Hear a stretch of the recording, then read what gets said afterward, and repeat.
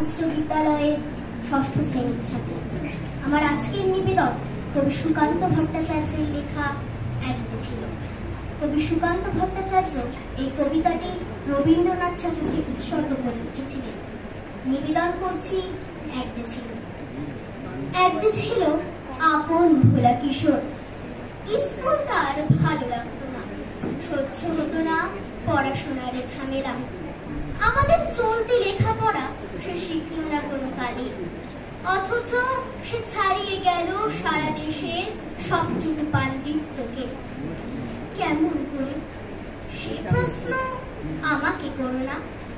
বড় মানুষের মধ্যে গরিবের মতো মানুষ, তাই বড় হয়ে সে বড় মানুষ না হয়ে মানুষ হিসেবে হলো অনেক বড়। কেমন করে? সে প্রশ্ন আমাকে করো না। গান সাধার বাধা আইন সে মানেনি, অথচ স্বর্গের বাগান থেকে সে চুরি করে আনলো তোমার আমার গান। কবি সে। ছবি আঁকার অভ্যেস ছিল না ছোট বয়সে, অথচ শিল্পী বলে সেই পেল শ্রেষ্ঠ শিল্পীদের সম্মান। কেমন করে? সে প্রশ্ন আমাকে করো না। মানুষ হলো না বলে যে ছিল তার দিদির আক্ষেপের বিষয়।